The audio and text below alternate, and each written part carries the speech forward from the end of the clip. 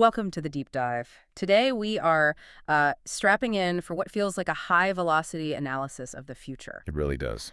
Because according to all the signals we're picking up from our research stack, the 2028 presidential campaign, it isn't some event waiting on the calendar. No, not at all. It feels like it's a technological, cultural, and political battle that is already well underway. Exactly. So our mission today is to step beyond the day-to-day news cycle and really dive deep into a political landscape that's being defined less by, traditional primaries. And more by what our sources are calling, and I love this phrase, the Hunger Games of vibes, AI, and brinjal diplomacy.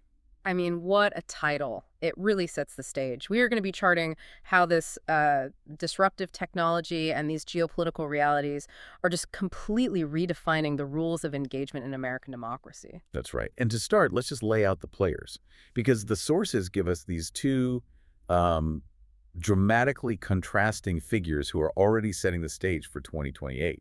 Right. On one side, you have Gavin Newsom. He's the pre-runner, the sleek, established favorite. He represents, I guess, executive management. A safe pair of hands. Yeah. And then on the other side, you have Alexandria Ocasio-Cortez, who is framed as the movement builder. Someone leveraging digital tools and, this powerful progressive energy. And critically, there's a wild card. This is the piece that proves the local has gone completely global. Zohran Mamdani. Right. His local New York victory speech. The material we have cites it, and it apparently managed to echo the socialist idealism of Jawaharlal Nehru. And it did it so powerfully that, according to the sources, it became an instant international political meme. I mean, think about that. A local race. That's not traditional politics. This is, as the sources say, cultural cross-pollination at hyper speed. It is. The fact that a local council race in Queens can instantly resonate with the legacy of Indian independence. I mean, that tells you everything you need to know about the scale of this coming conflict. And that gets to the core tension, doesn't it? The material defines it as something really profound. It's not just about policy checklists anymore. No, not at all. It's the vibe, it's the memes, it's the brinjal diplomacy. So the fundamental question being posed to the American electorate is, I guess, pretty simple when you boil it down. Are we choosing experienced management, or are we choosing genuine, disruptive, tectonic movement? And that choice is being made under completely new conditions. The material is so insistent on this point. The old infrastructure... Fund banks, the consultants... All of it. The old political machines, it's all obsolete. The sources say the winning infrastructure for 2028 will be an AI-powered volunteer points system. That's a huge claim. It is. And they frame it as a necessary evolution for democracy to avoid what the material warns against, which is becoming nothing more than a historical museum piece. Wow. Okay, I think that framework management versus movement is the perfect lens for our first section. Let's really dive into the persona architecture of the two main contenders, and maybe we should start with Gavin Newsom. Yeah, let's do that. He's dubbed the centrist whisperer. The centrist whisperer. What does that even mean in practice? Well, Newsom is presented as, the ultimate political product of California. He's a man whose entire existence seems designed for the presidency. The analysis says he is running for president like a student who started prepping for the SAT back in the 3rd grade. Exactly, that level of preparation. His whole presentation is built on exuding executive experience, but they use a much sharper metaphor for it. Go on. He exudes executive experience the way a Peloton instructor exudes the vibe of quinoa. Quinoa, okay, unpack that for us. Well, it's healthy, right? It's organized, it's aspirational, but it's maybe a little too polished, a little too perfectly, bland. I see. So it's competent, but it lacks a certain fire, a certain soul, maybe? Perhaps. The material also describes him as Bill Clinton with better lighting. He embodies that polished, corporate comforting aesthetic. But that leads to the big question, right? If he is so skilled, so prepared, why do the sources suggest that's not enough for this political moment? Because he's fundamentally the person you hire to update the system's firmware. Not the person who's going to rage against the machine. Or, more accurately, replace the machine entirely. His brand identity is all about being the centrist whisperer. So he's navigating the extremes? He's an expert at it. The sources depict him as someone who can calm down nervous billionaires who are worried about the capital gains taxes. While at the same time gently counseling the most ardent progressive. Exactly. Advising them to, and this is a direct quote, let's not get crazy with the whole classless society thing, okay, champ. Wow, okay, champ. That's incredibly telling. So his skill is in managing expectations, keeping everything in equilibrium, not starting a revolution. Precisely. He's a masterful administrator, not a radical visionary. And the analysis, it's really explicit in rejecting any historical comparisons that might imply transformative greatness. So they're saying he is not FDR. He is not FDR, and he is not Deng Xiaoping. He is, to use the source's most cutting phrase, LinkedIn premium with teeth. LinkedIn premium with teeth. Okay. Okay, that's a deeply specific metaphor. If we really unpack that, what does it mean for you, the voter? Well, LinkedIn premium, it suggests a high degree of professionalism, right? Excellent networking, all the credentials, total capability within the existing corporate and governmental structure. He's the ultimate resume. The ultimate resume, updated for the modern age, presented with that California gloss. But the sources argue that America's core problem right now isn't some managerial deficiency that you can fix with better organization. It needs a tectonic shift. Right, an earthquake. Huh. And in Newsom, by offering this very sophisticated management upgrade, he's missing the necessary systemic change that the moment demands. He is a magnificent manager of the status quo. And that speaks to this idea that his vast experience, I mean, he's governor of a state that's arguably the 5th largest economy in the world, that's still seen as just operating within the acceptable range of the political sine wave. Yes, which we'll definitely get into later. He's not charting a new trajectory out of it. So his greatest strength is also his central flaw. It is. He's this sleek, handsome podcasting figure who offers corporate comfort. He's built for maintenance, not for movement. And according to this analysis, that fundamental mismatch is what's going to define this coming election. Okay, so let's turn to his counterpoint then. Alexandria Ocasio-Cortez. The sources describe her as the breath of fresh air in what they call the political geriatric Olympics. Yeah, that generational contrast is a central theme here. The sources note that when AOC campaigns, especially with allies like Mamdani, something truly miraculous happens. Which is? The public notices that there are actually political leaders under 60 years old. And that observation is framed as revolutionary. It is. It's akin to discovering high-speed fiber optic Wi-Fi and the musty, old, antiquated Library of Congress. It feels that out of place. It really highlights the sheer scale of the gerontocracy that has calcified American leadership. It's so calcified that the analysis even finds some humor in Newsom's position.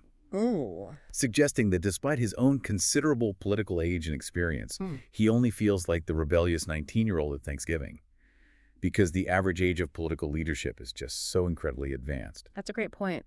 And her youth appeal is tied directly to the movement she represents, isn't it? Inextricably. Yeah. But this, of course, triggers the common skeptical challenge she faces, one the sources explicitly address. And that is from the House to the White House. Isn't that too big a jump? The standard knock, right? Yeah. For any candidate without that traditional prior executive experience at a state or national level. So how do the sources dismantle that argument?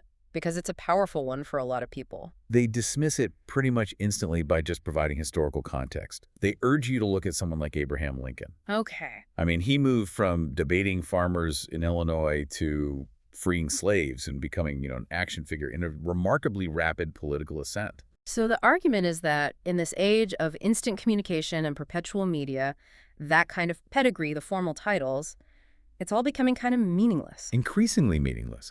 The real question, the sources insist, is not about formal experience. It's about infrastructure. That is a total reframing. So if experience is just about who sat on a committee the longest, then yeah, it's irrelevant.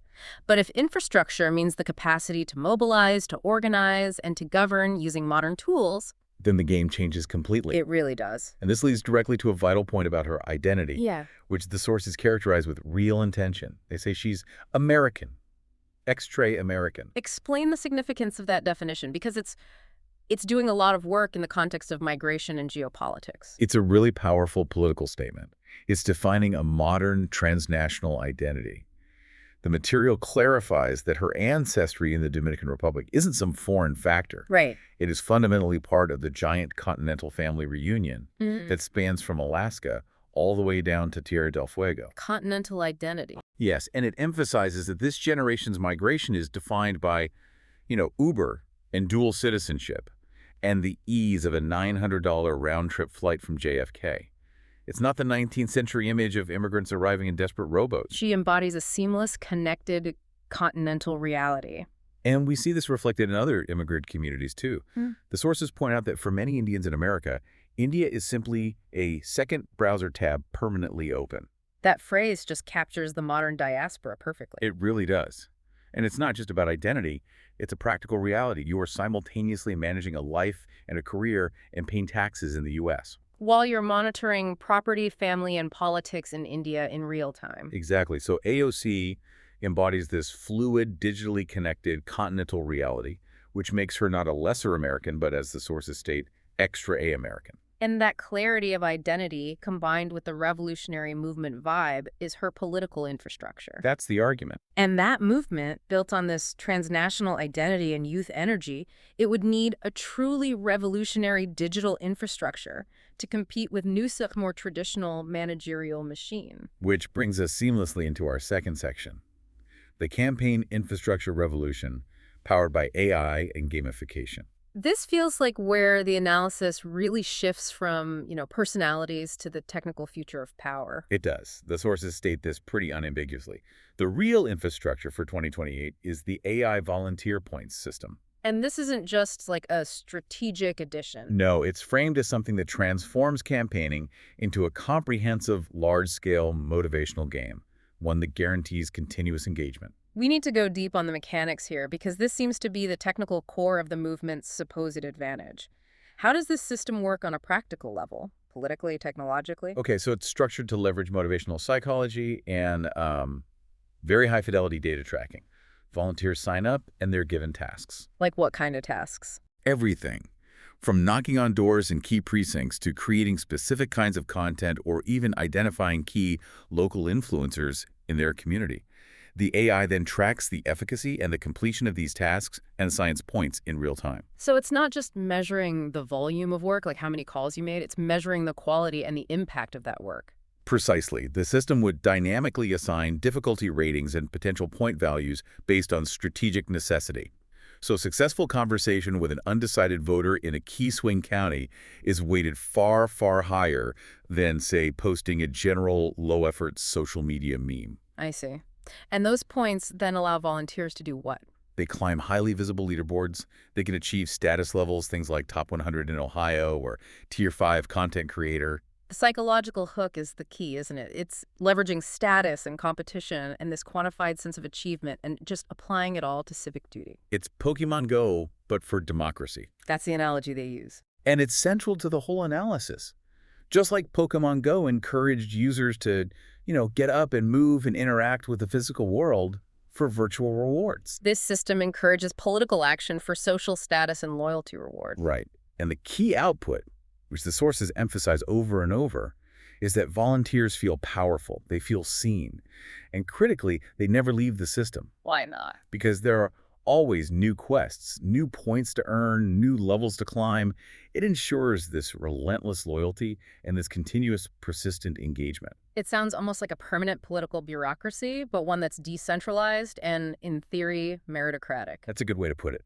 And the sources suggest this sophisticated AI system must be for AOC, what, say, Facebook and the early internet were for Obama back in 2008. That historical echo is undeniable. Obama harnessed a new, nascent technology for grassroots mobilization. So AOC needs to take that next leap forward.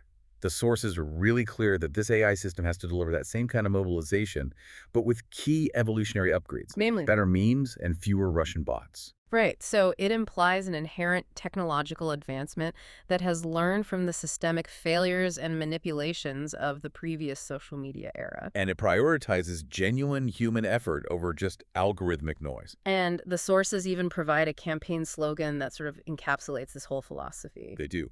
Promises made, promises kept, points earned, democracy gamified. That slogan is basically a manifesto for this future operating system of democracy. It is. It acknowledges the historical necessity of, traditional political promises. Promises made, promises kept. But it foregrounds the elements of quantifiable, measurable, individual contribution. Points earned. And the systemic application of gaming mechanics to political participation. Democracy gamified. It's a motto for a world where, as the sources say, digital infrastructure flattens space and AI flattens hierarchy, rewarding effort instantly. And that leads to the most intriguing part of the system, which is that it's supposed to move far beyond just campaigning. This is the second part of this section, AI as governance training. the executive boot camp aspect. This is what the analysis calls the genius part.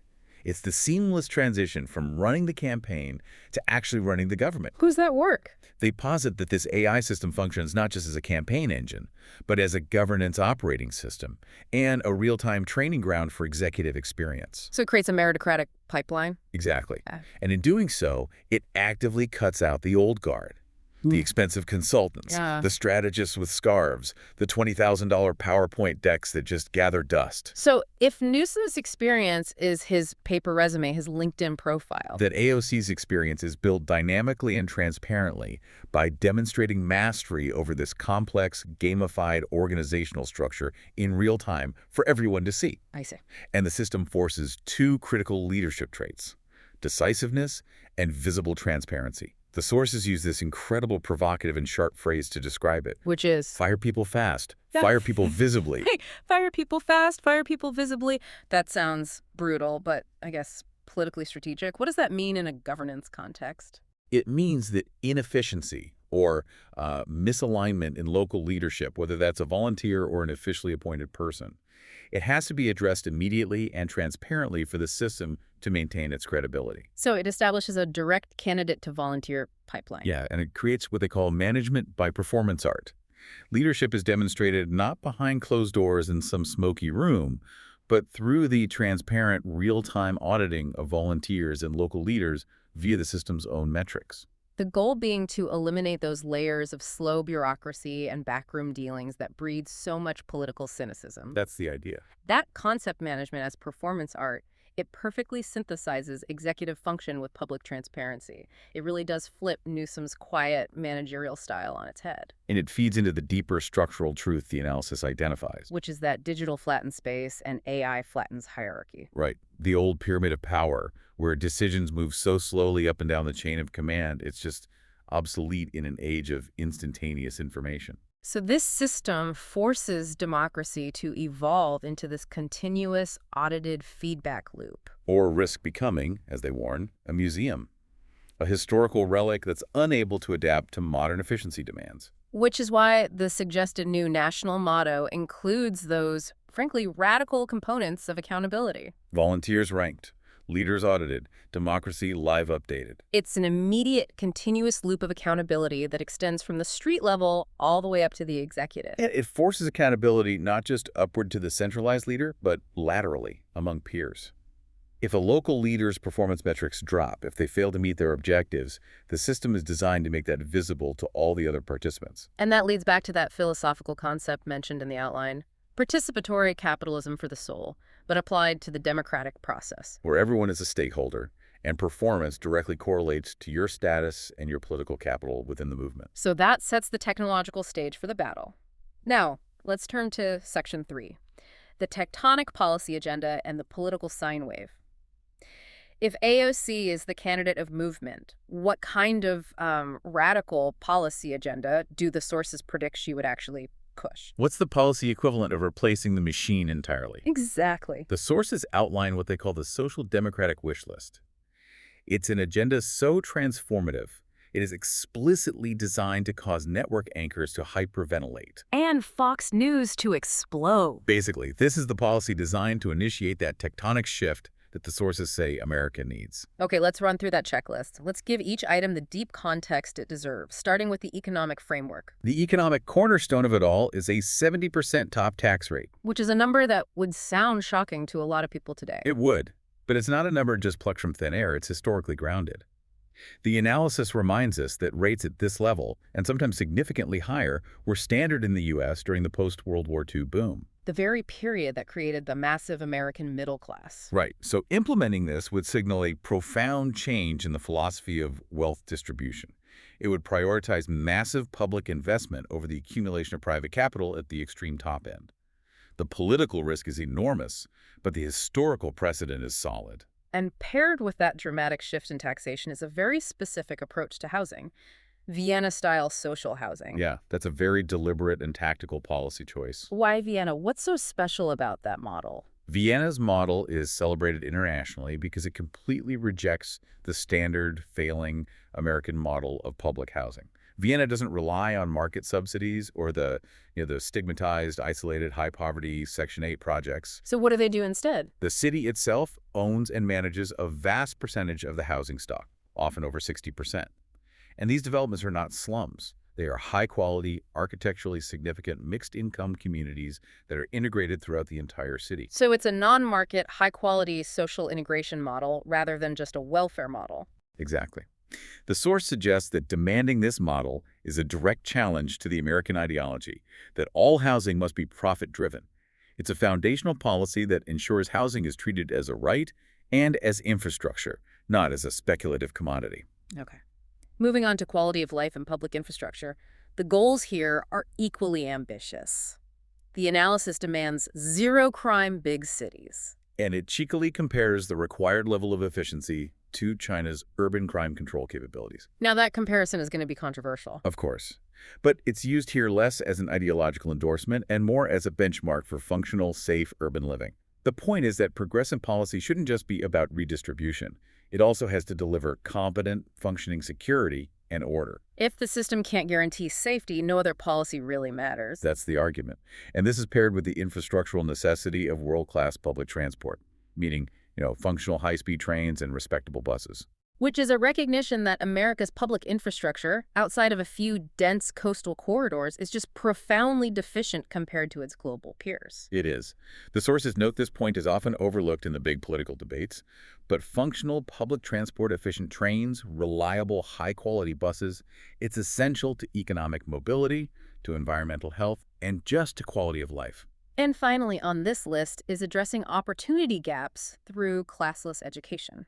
Which implies dismantling the funding structures that tie school quality so directly to local property tax wealth, right? It has to. It means breaking that link, ensuring that educational resources, teacher quality, and facilities are standardized and high level across the entire state or nation, regardless of your zip code. So when you take it all together, this policy agenda is not about incremental repair.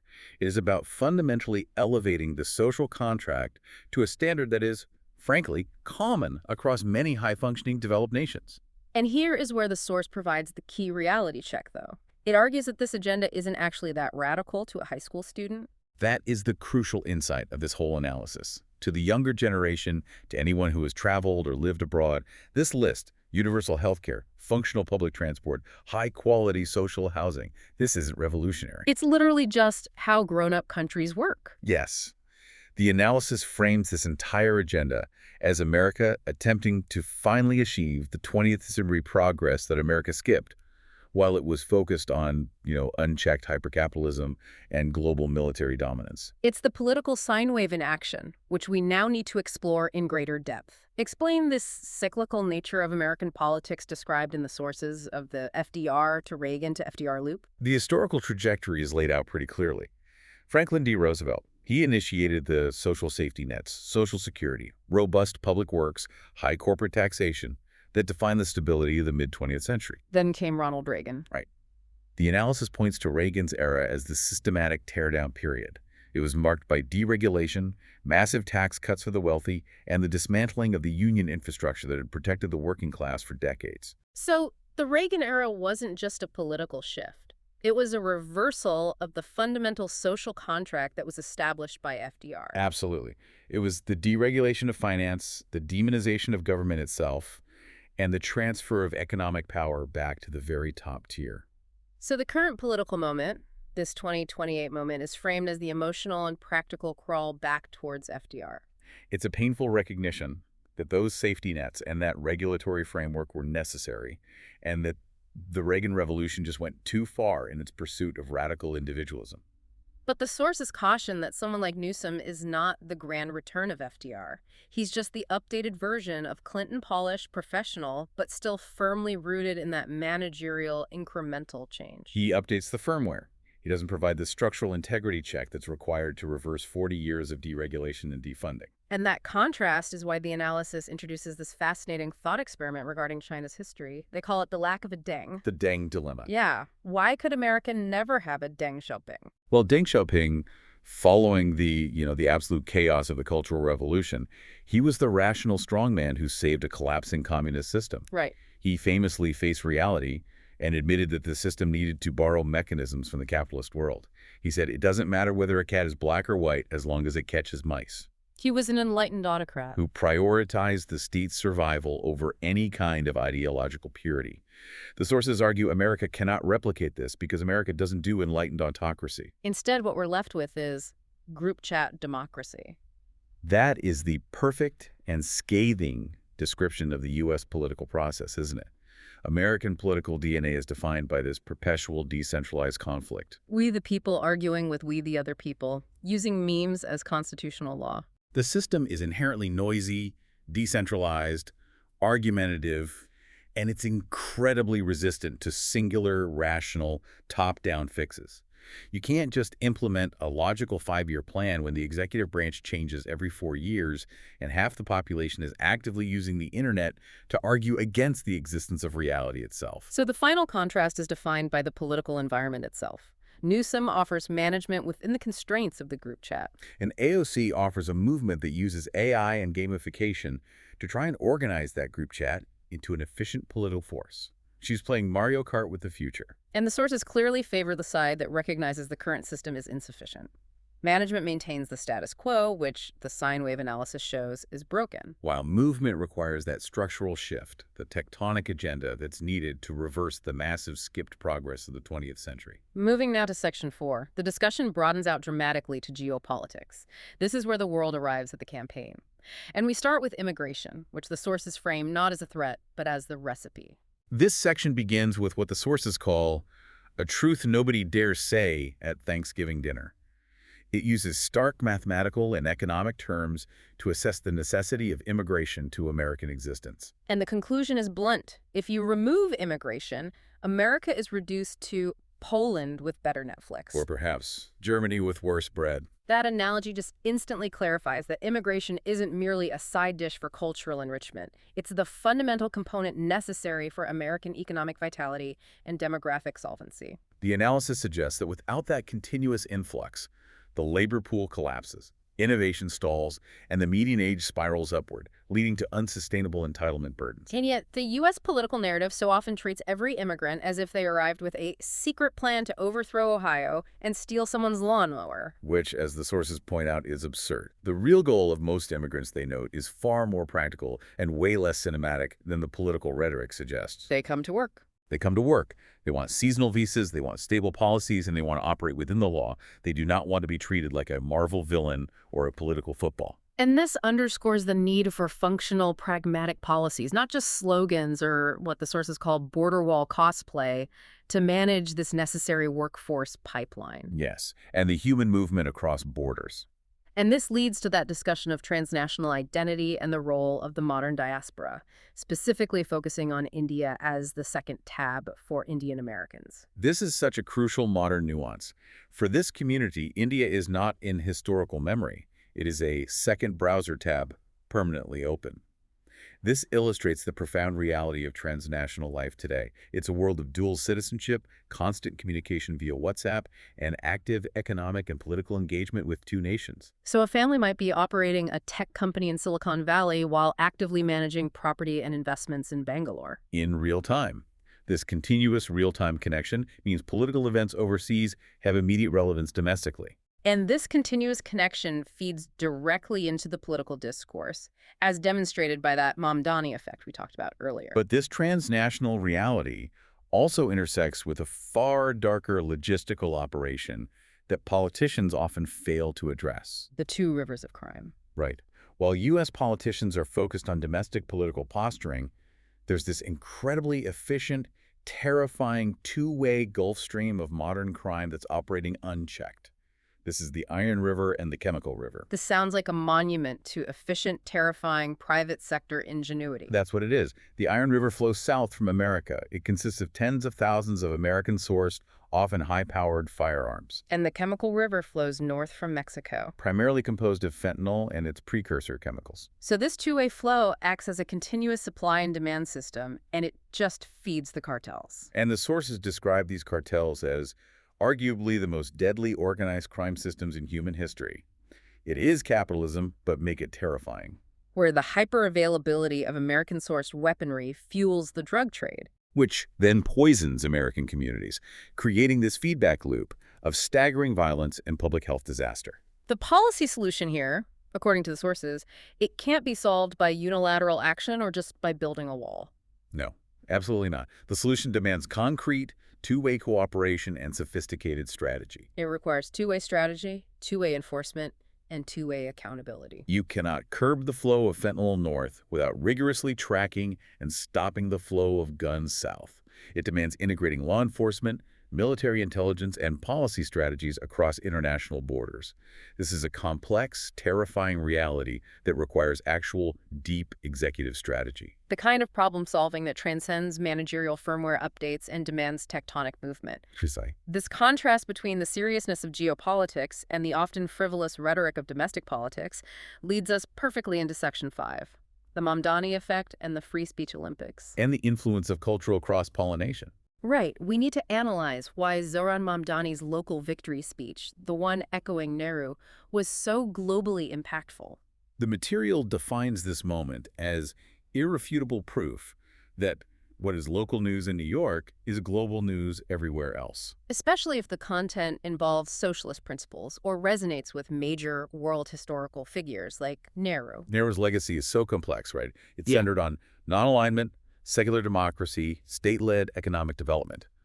When that echo hits New York politics, it validates a transnational progressive movement. It's the ultimate convergence of the local and the global. The sources even reference Sun Tzu. They do, suggesting he mastered the art of war, but he never anticipated the art of winning NYC City Council while accidentally trending in Chennai. It just highlights that the transnational identity we discussed earlier translates directly into political discourse that immediately connects continents. A New York politician can instantaneously trigger a profound, nostalgic, and often ideological response halfway across the globe. Proving that the American political environment is no longer insular. It can't be. And this cultural bridge brings us to one of the most entertaining and I think illuminating concepts in the sources. America versus India, the championship of hot air. The free speech Olympics. We need to go into depth on this rhetorical contrast. We absolutely do. This is a brilliant comparative analysis of democratic communication styles. America, the sources say, treats free speech primarily as a constitutional right and a philosophical construct. But India, however, treats it as cardio and a full-contact sport. the description of Indian TV debates sounds like political performance art. It's described as an avant-garde circus opera.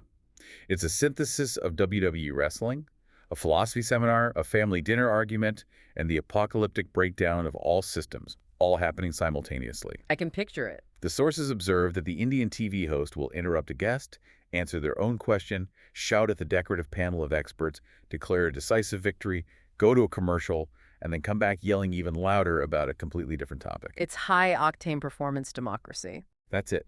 But the purest form of this democracy, according to the analysis, is found outside the TV studio, specifically in the vegetable market. This is the heart of brinjal diplomacy. The vegetable market is described as the Harvard of free speech.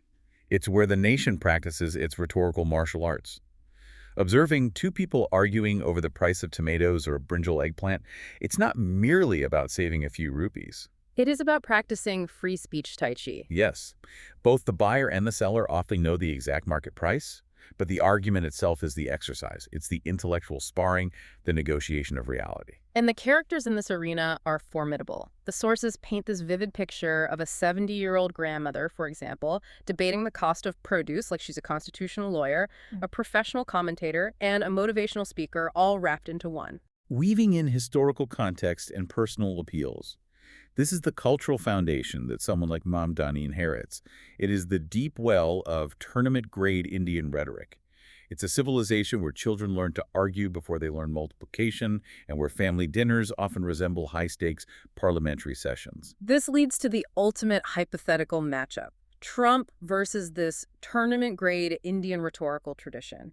We need to dissect why the sources conclude Trump would just fail in this arena. Okay, let's first establish Trump's style.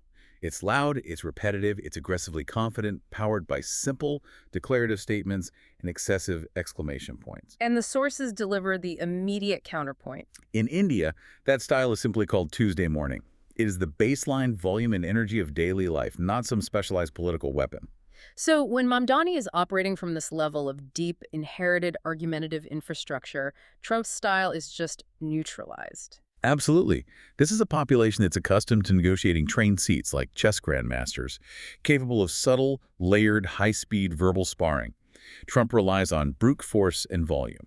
And the sources conclude that Trump relies on hot air, while Mamdani inheriting this tradition. Tap dances on air pressure. What a line! Trump performs for the camera, often simplifying complex issues to a single adjective. While Mamdani, by contrast, philosophically dissects the performance, turns the argument into high-level poetry, and sells tickets to the intellectual show. This is why the source states definitively that Trump doesn't stand a chance in this rhetorical arena. The source material culminates this thought experiment with an incredibly powerful collective retort to Trump's frequent claim of being the best arguer. And that retort is, India collectively replies, "Beta, sit down. We invented arguing." It's a necessary perspective for the American audience, I think, which often assumes its own rhetorical style is the global standard. To understand the deep philosophical roots of argument and debate found in other democracies is crucial. The Mamdani effect proves that these deep cultural currents, the Nehru echoes, the tournament-grade rhetoric, the acceptance of socialism as a viable global model, are now actively influencing and shaping American political outcomes. And it's starting in the dense local elections in New York. Which leads us to Section 6.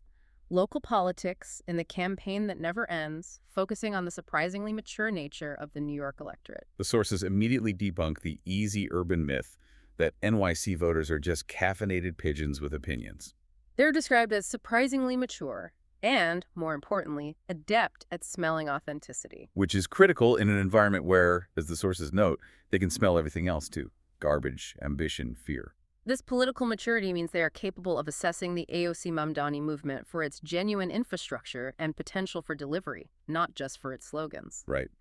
And the analysis suggests that the concentration of political and cultural power in New York is so immense that NYC alone could carry AOC across the finish line like a crowd-surfing revolution. It demonstrates the capacity for local organizing to achieve national outcomes. And the success of a Mamdani-style repeat campaign, a continuous grassroots push leveraging that new AI infrastructure, could have immediate tectonic effects on the established Democratic leadership.